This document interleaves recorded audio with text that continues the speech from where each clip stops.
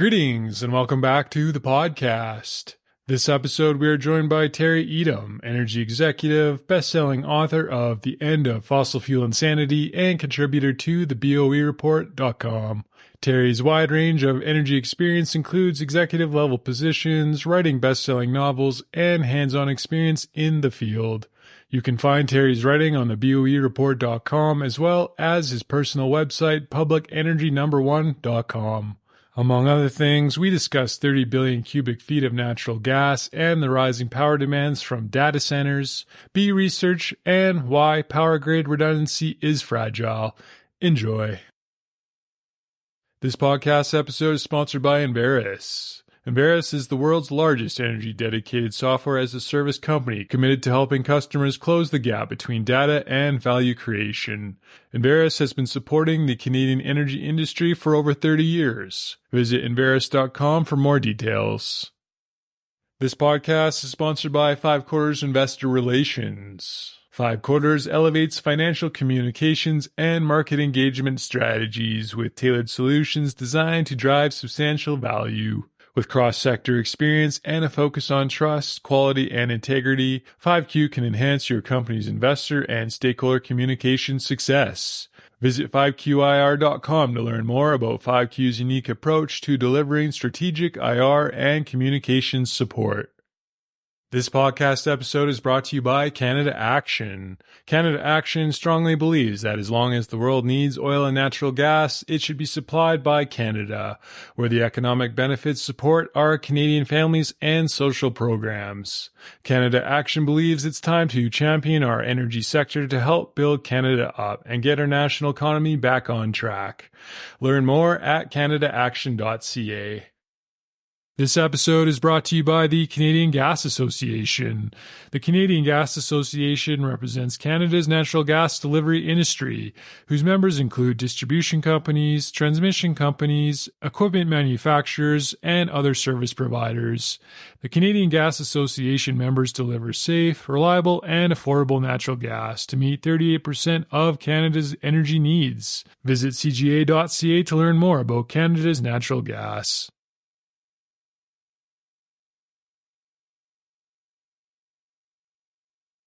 Good morning, Mr. Terry Etam. Good morning, Trevor. Good to see you again. Thank you very much for doing this again. I appreciate your time. Yeah, no problem. This goes without saying you're a fan favorite on this obscure podcast, but That's good to hear. It's not so obscure anymore. Yeah.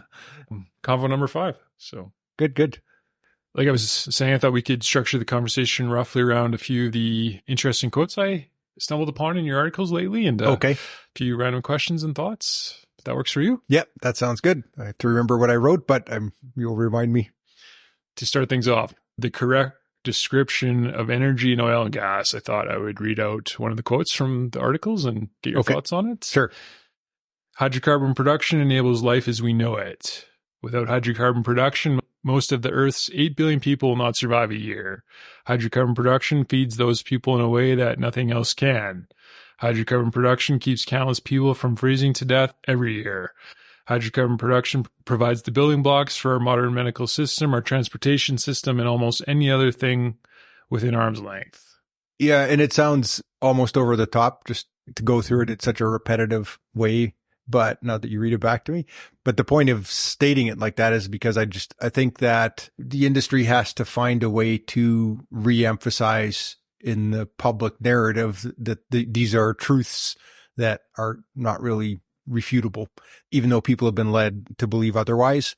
It sounds like a specific praise of hydrocarbons, which people get cross-threaded on sometimes, and I understand why, but it's the form of energy that has worked best, that has got us this far. I think nuclear could do everything better than hydrocarbons if it was the system that was predominant and ubiquitous, but it isn't. And for whatever reason, if it had been the case, then maybe I would be singing the praises of nuclear as well, because I think that's it's the energy density that's key to all of this, which is why people lunge forward towards new things like they did towards oil and hydrocarbons in the post-coal and post-wood era. So, but oil demand goes up every year. It's not a static screenshot of It's not. And it's the energy in all forms seems to go up every year. And when you make it affordable, people just consume more of it. I'm not sure if it's a human quirk or if it's part of our capitalist society, but it's when there's the ability to consume more, we just do. If Africa rises to our Western standard of living, those 1.2 billion people are going to want what we have. They're going to want fridges and air conditioning. They're going to want to go on holidays. They'll go on cruise ships. They'll go to Europe. They'll go to who knows where they'll go to. And I think that's just a natural order. I don't know how I can't see a humane way that anyone would try and reverse that. So I think that's just the way it's coming. And solar and wind and the others, less efficient sources of energy, are great supplements, and maybe someday they'll take over or dominate, but I just don't see it on the horizon yet. And I don't want to block any form of energy, but I think that we need all energy. As like you said, demand keeps going up. Actually, coal demand is still going up. It's still increasing. So I mentioned the post-coal era. We're not even at the peak coal era. So that was a bit of a mistake, but that's just the human condition, and we have to adapt to that. I don't think you can reverse that. As scared as some people are of climate change and its consequences, I just don't think it's realistic to think you're going to solve that equation in that direction. Why is coal production rising still? I think that in the West, we're very well off. We have everything we want. We have luxury beliefs, which is a phrase used by Terry Henley, an excellent CBC journalist, ex-CBC journalist who has her own Substack now. And it's not just from her, but it comes elsewhere. But I think we have more leisure time to worry about more things, and we have energy security, which is I've spoken about this at length, probably 5 times out of 5 on your podcast, but people take our energy for granted. No one walks into a building and is grateful because it's warm, or they're not grateful when they go to a gas station and there's gasoline, or we just don't even think of these things. It's just there. And if it's not there, we're outraged. But most of the world isn't like that. And most of the world would be happy to have a fraction of what we have. And they look forward to the day when they can go to find within a kilometer all the gas they want, the gasoline they want, or have a home heating fuel that isn't wood or dung or some expensive other substitute. So the world is becoming bifurcated here. There's the West, which is coasting on a lot of past history and sort of eating itself a little bit. And then there's the rest of the world, which is 6-7 billion people, which has a totally different trajectory. And they don't mind burning coal. It's reliable, it's cheap, it's accessible. China and India in particular, and anywhere else that has huge coal reserves, they have a lot of mouths to feed, and they will feed those mouths. And that's the number one choice. So I think that's it. May not have the number off the top of your head, but I think I've read it's 1 new coal power plant every week in China. I think it was 2 per week that were licensed last year or approved for construction. Yeah, China or India just set record coal production, and they're quite proud of it. They had celebrations for their coal capacity. Yeah. It's a fact of life for much of the world. That's one of the reasons for the opening statement that you read of mine there about the fundamental value of hydrocarbons to humanity. It's like, and we have our pockets of affluence and urbanization where we're disjointed from where things come from. We go to a supermarket and we expect everything to be there, and we're outraged if it isn't. And same as everything else, the supply chains drive us crazy because we don't have the spare parts we need or whatever. We can't get a new vehicle to our liking. And most of the world isn't like that. And we have to wake up to that fact, I think, because that axis is huge and it's growing, that the West is losing influence over or control over. I think India, China, we isolated Iran for various reasons, but Iran is doing just fine. Apparently they seem to be, because of their ties with Russia and China. And that's the BRICS alliance, Brazil, Russia, India, China, South Africa expanded last year, I think, they added, I think, another 19 countries, and there's 40 some that wanted to join. That was last year. And this year there's even bigger number that wants to join again. So when they're saying in the West, we portray Russia as a pariah and China as a global threat, and most of the world is saying, yeah, well, we'll go with those guys. That should tell us something. So the people in the developed world aren't dumb. To what extent do you think that their politicians aren't necessarily evil. They're just reflecting the self-interest of their population. That's a good question. In Canada, I would say, and I don't like to stray too far into politics, but I would say that, in my opinion, our federal leadership is more interested in pursuing a global agenda. And again, that's easy to fall into the globalist tag, that I do believe that they have objectives that are beyond the border of Canada, that they want to make a mark globally. They want to be seen as making progress on the global stage. And I think to some extent they've left Canadians behind by doing that. And I would think that that is at least somewhat reflected in the polls. You see the distrust in the government, the dislike of the government. I don't see the question asked that often, but if people were asked, not just do you prefer one party over the other party, but would you like a whole new clean slate, and to see someone with more vision for our country come to the fore, I think that would be everyone's overwhelming number one choice. I hear that a lot. We need people of vision. We need someone that with a real positive, constructive vision, not tearing down one part of the country versus another, not declaring that one part is obsolete. That's just, it's not a way forward. The U.S. has their own turmoil. I think the U.S. has a little bit of even though they're maybe even in bigger turmoil and their leadership race is not very impressive, they seem to have the counterweighing mechanism, which can really slow governments down, the different levels of government, which can slow governments down, but it's also a control mechanism, which I think was how it was designed. And I think that's healthier in the long run. I think the U.S. will pull out of its troubles. Canada, I don't know. Canada seems to be having an identity crisis. We're a resource-based economy that doesn't want to be a resource-based economy, according to our policymakers. That we are attempting to compete in areas where I think we're wildly uncompetitive. We're spending tens of billions of dollars to attract battery manufacturers. And I don't know who thinks that we can outcompete the developing world on costs, but I would disagree with them. It just seems like a nonsensical strategy, particularly when we don't even control the supply chain for the materials that will go into those factories. We're reliant on the developing world, China in particular. It just seems to be not well thought out. So getting back to your original question, I think that government policies, they ebb and flow. They're popular when a politician comes in for a whole number of reasons. When people elected Trudeau, was it because of his environmental plank, or was it because they liked the fresh new face and he seemed enthusiastic and he seemed different and he was a change from what we had before? But when we vote him in, I don't think that I don't think that's an overwhelming endorsement of every policy. I don't think the world works that way anymore. I think we're too easily swayed by more superficial things. He doesn't reflect the self-interests of Canadians, perhaps. Yeah, and if he does, there's the Canadian disease too, is that the majority of votes lives in a very small area of the country, and it has its own interests.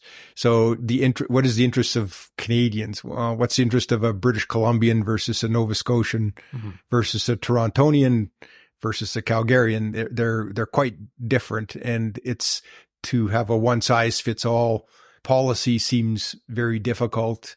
It's difficult enough to have a policy that fits the whole country unless you're willing to say we want to maximize every region's strengths and leverage that to the best of our abilities, which I think would be the better way to do it. We don't seem to be there, in my opinion. The backwards energy policy in the West. Here's another quote. The West is caught in its weird dance whereby it implements policy after policy against hydrocarbons, attacking their own native supplies, while at the same time consuming the same amount as they always have. The West wants to cancel its own production or strangle it, and at the same time wants to keep Russian oil off the market, and yet ironically above all wants low oil prices. So again, we don't really need clarification on that, but what is the context for that? The context is just trying to make sense for people of what's actually happening in the world. We're polarized, and I think people want to know who's right, who's the good guy here and who's the bad guy. I think that's sort of human nature, and I think societies work better when they have a bad guy. You saw that in the U.S. with the Cold War. It sounds terrible, but I think you need a bad enemy to coalesce around. You need a problem. I was discussing this with a good friend of mine the other day, that you seem to have a stronger sense of community when you have something to rally for. or against. And if you're too self-interested in different ways, then it's hard to rally that. So I think that there's a lot of rallying cries. One on the anti-hydrocarbon side is we have to get rid of hydrocarbons for the good of humanity, because it's an imperative to deal with the climate emergency, which is referencing the news here, it's causing greater droughts and floods and hurricanes and whatnot. And so I think that's a rallying cry that has been thrust into the public consciousness for whatever reason. And it's there now and it's predominant, but it creates inner tension with the way things are actually working. So I don't think that's healthy. And I don't think it's a path forward to keep inflaming that. And I don't think it's a constructive path forward. And I also think it's not a realistic path forward, because it leads to these paradoxes which just make no sense to an outsider. Why would you do this? Why would you stifle one industry on one hand? At the same time, everyone can see that we need that product. Everyone can read the statistics, even if they're not that public, about how demand is growing, and especially around the world. And it depends. There's so many levels you can analyze this at. If you analyze it at the national level, then you get lost in these policies which kind of don't make sense. If you look at it from a global perspective, which is what I tried doing in your earlier quote there about we need to reference, if the number one imperative is to reduce CO2 emissions, let's just accept that is a necessity, then you need a coherence of global policy.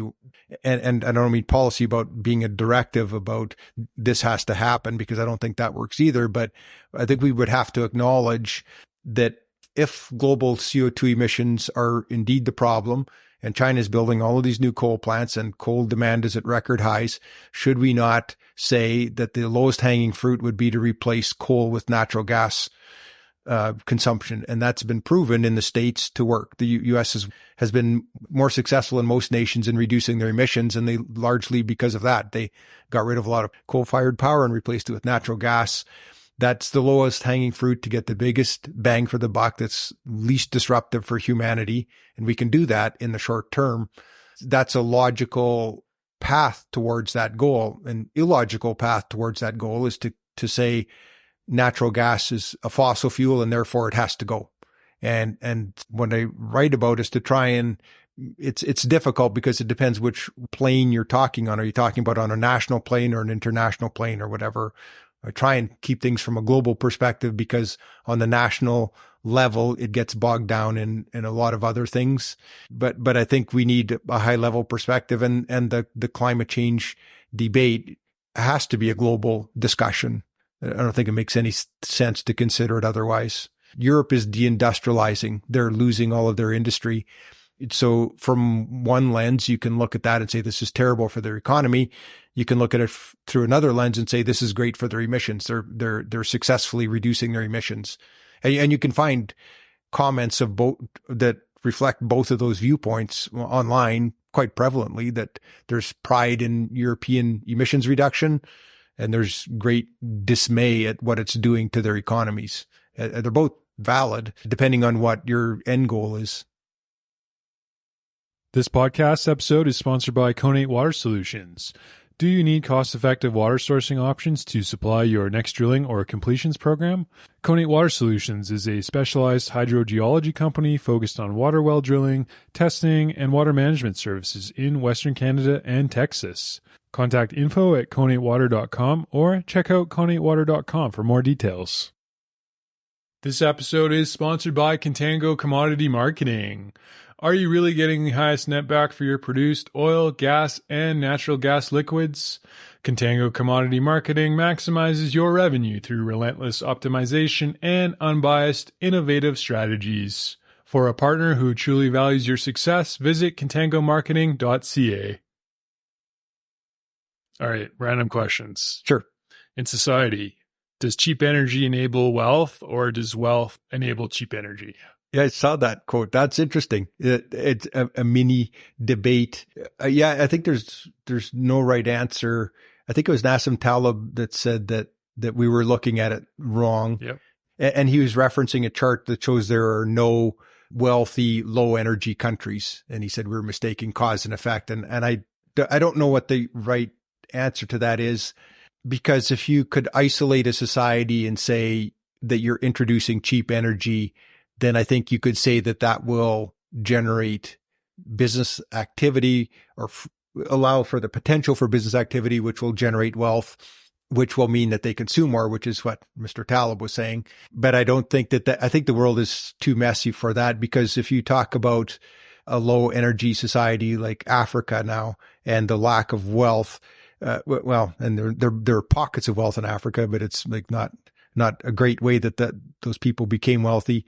I think that it's very messy to try and say one causes the other, or one will be. You can look at it as it exists and say this is a truth, that there are no. I think it is true that there are no low energy wealthy societies, but to assign cause and effect in the world we live in, when you have, like I said, if you just had one society, which was, you could chart its development, then you might be able to make some comments about how that unfolded. But now when you have high wealth, high energy societies, and you have low wealth, low energy societies, and kind of everything in between, and they're intermingled. And so could Africa become wealthy and remain a low energy economy? Well, it probably could in some ways if they developed their resources and sold them all, and that wouldn't percolate out to society for a while. It would over time, I think. I thought that was a bit of a odd debate, just because it's the people that created that chart, which generated this, are saying you need affordable energy to have a wealthy society. And Taleb said it kind of goes in reverse. And I don't know that that's a relevant distinction to make in my eyes. I think cheap energy is beneficial for humanity because it can enable far more things. It can enable them to travel. And people might argue that's not a good thing, because then you start consuming too much. But if you take a low energy society like Africa now, where they burn dung for survival and they don't have reliable power, it's hard for me to accept an argument that they don't deserve reliable, cheap energy. And if you provide that to them, what will happen to that society? I think that they would prosper in certain ways. For sure, there would be more options open to them. So I think that's a good thing. And that would be my perspective, is that we should focus on that, getting that to them. And then at some point, when you cross into that discussion about a wealthy society and what is it, the repercussions of that, I think that's just, I think it's a bit of an apples and oranges argument, but people like to take issue with certain things. Yeah. How do natural gas companies make a profit nowadays? It's tough. You have to be a low cost producer, and you have to be able to sell your gas in a market that isn't Alberta, that isn't Canadian. People are expecting better days down the road when LNG gets here, and that could happen. The fact is, our little company sells our gas into the United States. So we spent a bunch of money so that we could access the US gas markets. And so the prices are a little more healthy or stable down there. It costs more to get it there, but you're tied into a bigger market. Again, it depends which region you look at it as. If you're a Canadian producer tied to the AECO price, I think survival could be pretty difficult. And today the price is below everyone's cost of production, or almost everyone's cost of production, never mind replacement. But there's so many ways to look at it. Can the Canadian market be supplied by people that are looking only for oil and liquids? And it appears to be the case, in which case for them, gas is kind of a throwaway product. So can we get enough gas from those people alone, which is a function of the price of oil, right? So if the price of oil is high enough, people drill to get oil and condensate, and they dispose of the gas in the market. And that's happening in Western Canada. It's happening in the Permian in the US, where prices quite often go negative, and people don't care because they're making so much money off the oil. They just dump the gas. So I think that it's another way that North Americans have been spoiled in ways they don't realize. With the price, we have the cheapest natural gas prices in the world, especially here in Alberta, which is an incredible boon for any manufacturer or anyone that consumes it, or any industry or a hospital even that pays their heating bill, or an old folks home. So there's this huge societal benefit to cheap natural gas, and the industry has shown that it can keep operating under a low cost or a low price environment indefinitely. The US has shown that. Canada Canadian gas, a lot has been shut in, I think, because of these low prices, but we still have plenty of gas. Our storage is full. So again, it's what level should we look at this at? I think the question is, or your question was, how do you survive in it? And you just have to be a low cost producer, but you're competing against people for whom gas is a waste product. So it's a tough business. However, AI, data centers, those are emerging as an opportunity for natural gas producers.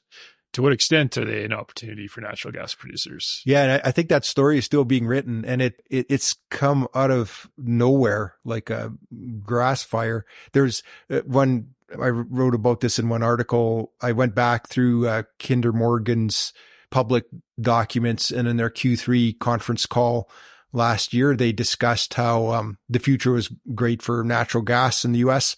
because of LNG exports. They never mentioned AI data centers at all.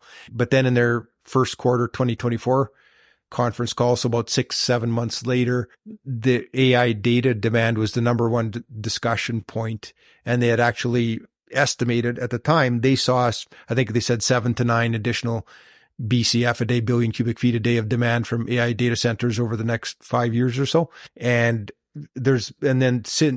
not since then, but around that time, since February-ish, those numbers have just kept growing and growing. And the U.S. produces 100 BCF a day. So they're talking about 6 to 9 BCF a day of additional demand. And, there's some forecasts up to like 15 BCF a day of additional demand. And that's in addition to LNG demand. So, which is scheduled to be another 15 BCF a day by the end of the decade. So you could have 30 BCF a day of demand. And I don't know how this will impact Canada. I've heard from, Kevin O'Leary was on BNN recently talking about trying to help establish data centers in Canada, but the regulatory structure here just makes it incredibly difficult. And so Canada may not be able to benefit from it the way the US is. What's interesting in the US is that if you were to say there's going to be an incremental brand new 10 BCF a day of demand dumped on the market, from a historical perspective, one could say, or even over the past 10 or 15 years, you could say that is going to be very difficult to do anything about because it's very hard to build pipelines. The Mountain Valley Pipeline in the US is the last big pipeline to be built. It's like 300 miles and it took like 8 years, and to construct it would have taken a year probably, but it just got drug out forever and it barely survived. It took a presidential order to allow it to be completed. And any new one, I don't think anyone has the nerve to even try an interstate pipeline that crosses borders. So you could look at AI demand and say that's not going to happen, or we can't meet it, or whatever. But because these data centers can locate wherever they want and they go up quickly and they're needed now, they're going right to the power source. And so they're going to the gas fields. Like Ohio has an enormous queue of AI data centers in their power grid for new demand. And it's a huge number, 30 gigawatts or something, 50 projects. And a year ago, 30 gigawatts was viewed as like the entire US market for a long time. And now that's in Ohio alone. And Ohio isn't even one of the big top 10 data centers in the US regions. So this is happening at warp speed.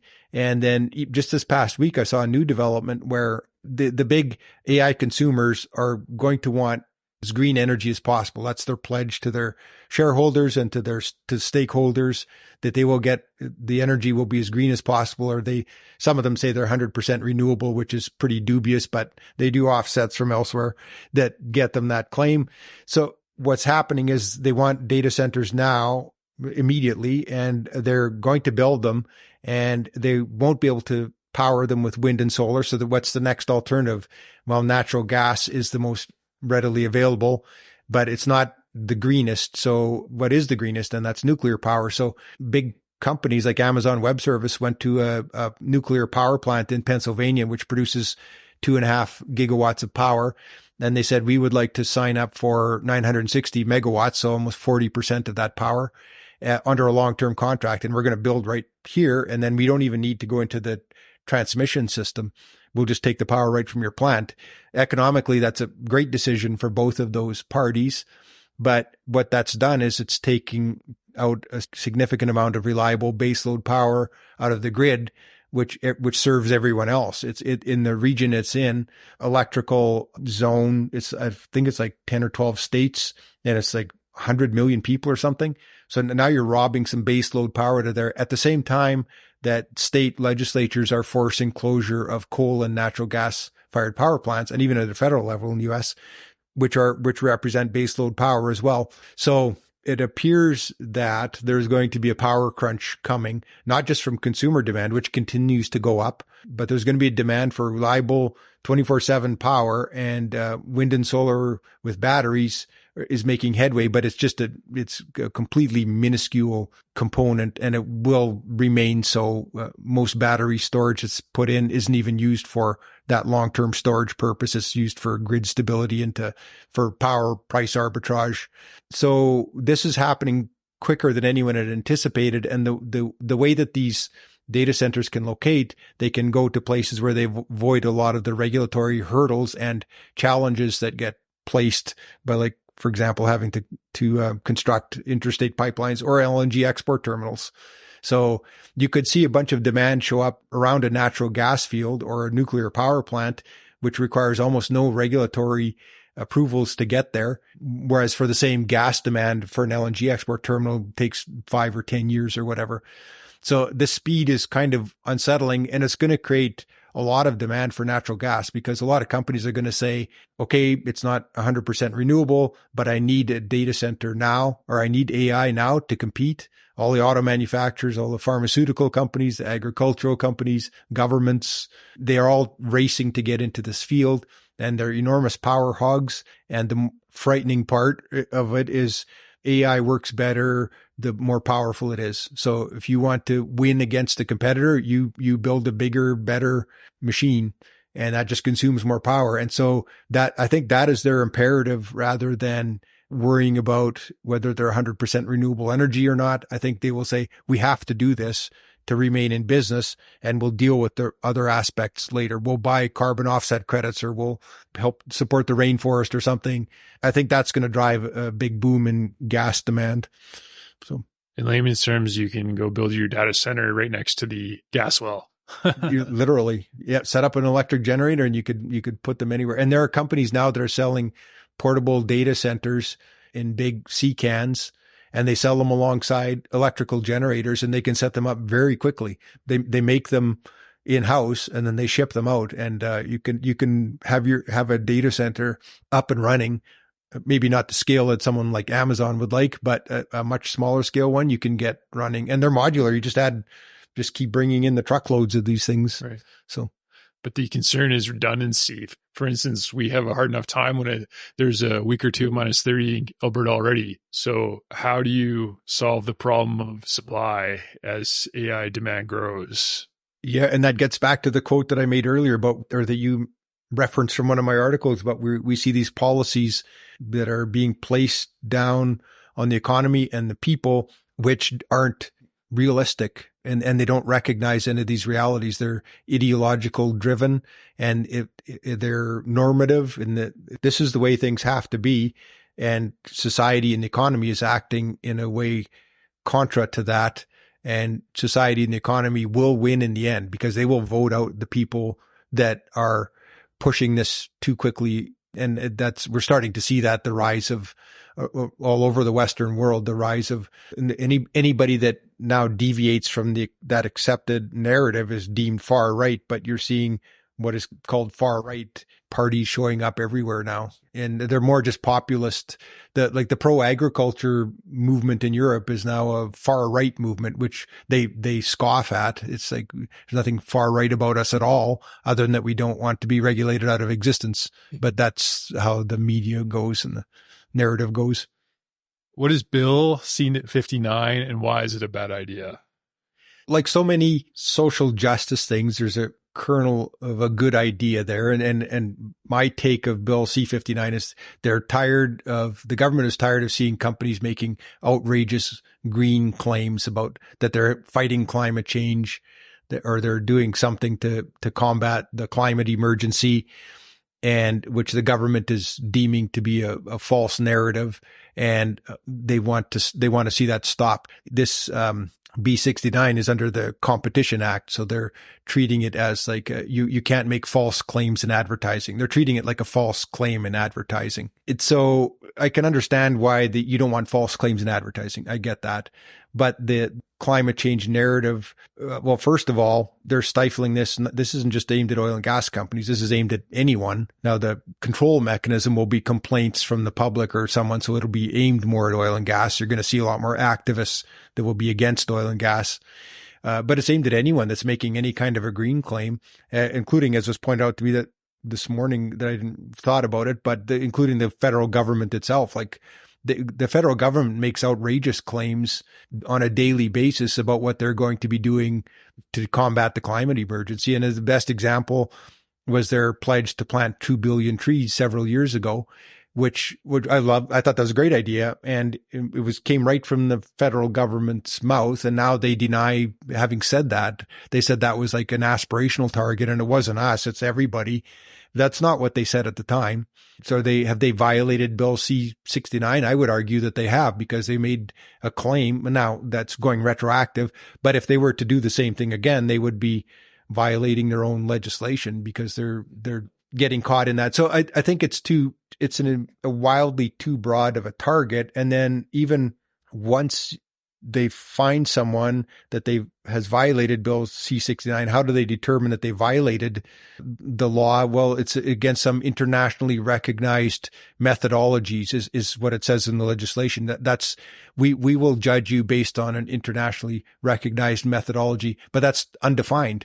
So what is an internationally defined methodology? Is it one that Russia and Iran would agree on? Because that's an international methodology.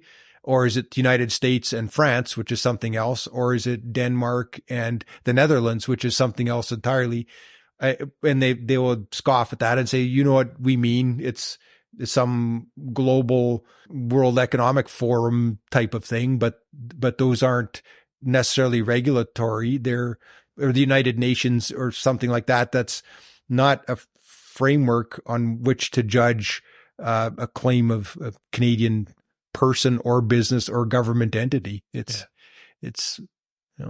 But the concern is that certain organizations and or companies will end up in court. I think it was Pathways Alliance that took down all their promotional messaging on the website because they're afraid they'll end up in court. Yeah, that's right. They'll silence any commentary about any progress that's being made for nebulous on emissions. Terms. That's right. Very nebulous. I would never dare to say, especially as a public company, I would never make any comment about my environmental performance. It's because you're at risk of running afoul of this law.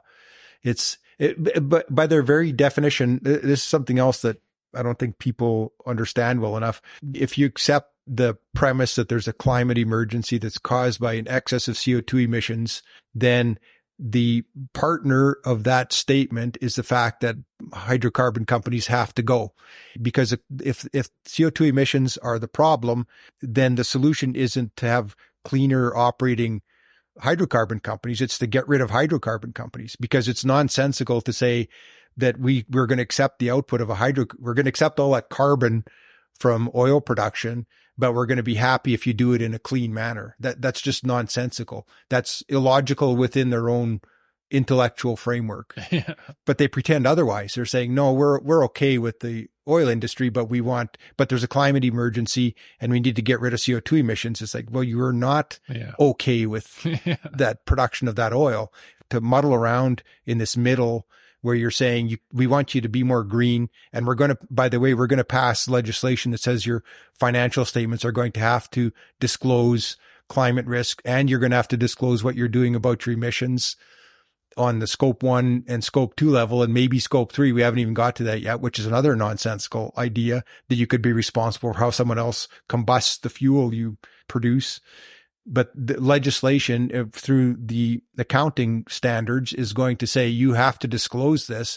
And at the same time as the government is saying you cannot disclose that, because if it's in any way saying you're helping, again, Bill C-59 says you cannot make any statement that you're doing anything about the causes or effects of climate change including ecological terms, which involves sociological terms.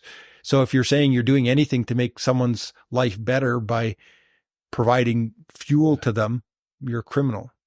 It's just nonsensical from top to bottom. But I understand the kernel of why they tried to do this. Meanwhile, traditional energy, aka oil and gas, pays all the bills in Canada. Yeah, that's a large part of the bills. A huge amount of the bills. Yeah, it's that gets into the national debate, which, and I don't know how to even address that. There are a lot of people out there that do a far better job than I do, making little equalization maps and saying, "Oh, you guys hate oil so much, but you sure don't mind the check for it." And that's true, but that's one of these things that you can. It's very simple to show that this is a truth, that the sector contributes a lot to Canadian society, and yet that means nothing in the eyes of a legislature or a ruling whoever that views that there's a climate emergency. It's just, they hold a position that is irreconcilable internally within their own head. And I don't know how to deal with people like that other than to speak to the voters and say, you need to understand, you need some clarity here in your thinking. You need to understand what fuel means and what happens if you don't have fuel. And if you don't have fuel next week, you die. And if you have that fuel, and you might die in 30 years if the temperature warms up enough and if it impacts the climate enough to hurt you in a way that we don't even understand yet, those are your choices. Are you going to stand by and let your fuel system be killed and risk dying next week? Or are you going to live with that fuel system and make it as optimal as you can and deal with that consequence in 30 years? That's the choice that people have to think of when they mark an X in the ballot box. Humans don't make decisions rationally, it's emotionally. Voters get swayed all the time. There's, I spend summers in the Maritimes, and it's, people have had no problem with the carbon tax or the treatment of the oil sector. They're like, you guys are rich, you have lots of money, and everything's humming along. They had no problem with that until the carbon tax ratcheted up the last 2 times. And they open their bill and they go, what is this? And we're like, well, that's what everybody's been saying for a long time, but nobody pays attention until it hits their pocketbook. And then they're like, I don't like this. So, and the carbon tax is now cumulative. And even if they get a credit back, which I think is a miscalculation on the government's part, if they think that offsets it, they see the gas price go up when they drive down the street. They know it went up. And they're going to get a check for something in 3 months. That doesn't counteract these things. That's not how human psychology works. Exactly. And so, and they go to the grocery store and they see the price of bread has gone up and eggs have gone up, and they know that it's not going to the farmer. That's pretty well understood. And so the cost of everything is going up, and people know that, and they don't like it at all. And then to try and convince them that it's nothing is, I think, a big political mistake. Yeah. But we'll see at election time. The carbon tax is regressive as well, where lower income people pay a higher proportion of their income towards it because the cost of the basic necessities of life take up more. Yeah, absolutely. And there's more that rich people can do about it. And there's, on the west side of Calgary, go sit on a street corner. If you can handle boredom and count the number of Teslas, you'll see in half an hour, and there's a lot. And go to another part of the city where it's working class, and you'll see none of them. It's the same with the carbon tax. You can put on as draconian a cost if you want. You could double the price of flights, and wealthy people will still fly all they want to fly because there'll be less crowded at the airports. And it's the poor people that will be squeezed out. They won't be able to do all of these things that other people do. So why are capital gains taxes a bad idea? I think there's a misguided view that it only squeezes the rich a little bit. And if you make $10 million a year and we add this capital gains and it's going to cost you $300,000 a year, like, what do you have to complain about? And that's a view of how economies work, which is, it's simplistic, and it's one facet you can look at. It's a linear way of thinking about it. And it's a simplistic example where you can say, like, we can squeeze a rich guy because he can afford it. But there are other aspects that need to be considered. Is that, like, what if that capital just leaves And what if it doesn't get invested? And that's a metric that I would love to see that doesn't exist that I'm aware of. And because I don't even know how you'd calculate it, but how much money doesn't get invested? How much wealth sits on the sidelines or goes to a different country because people say, I'm not going to invest under these conditions, or an uncertain regulatory environment, or a punitive tax system. I'm just not going to do it. And I know very wealthy people that say, I will not invest in Canada with this kind of treatment of capital gains. And it seems like a small deal, but to those people that could invest, it's a very big deal.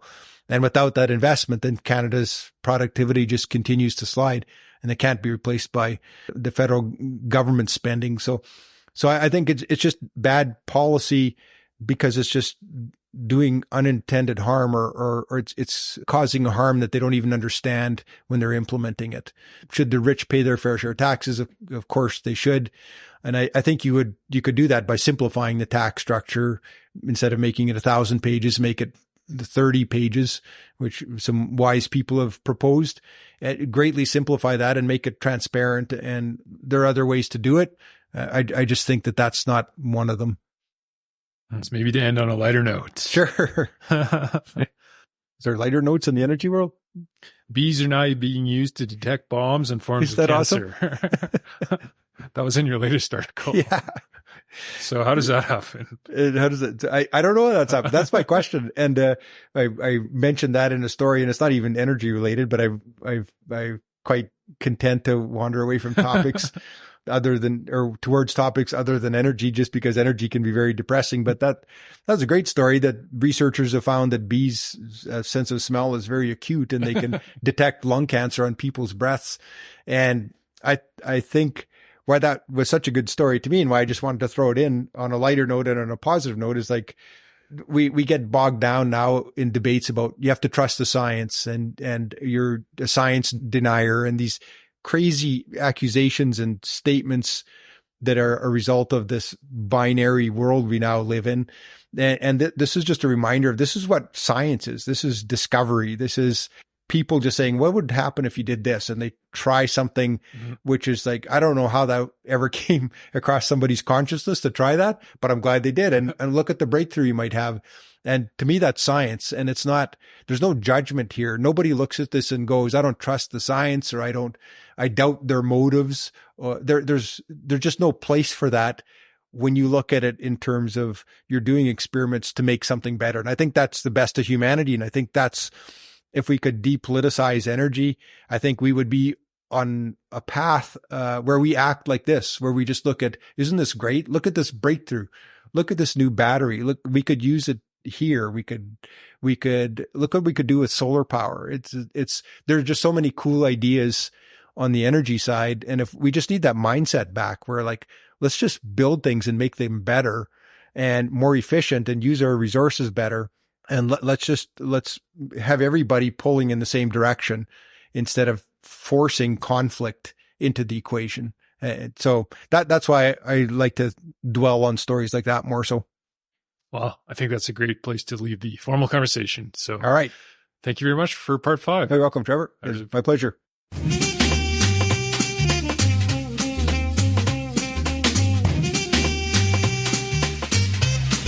Hello, listeners out there. Thanks for checking out the podcast.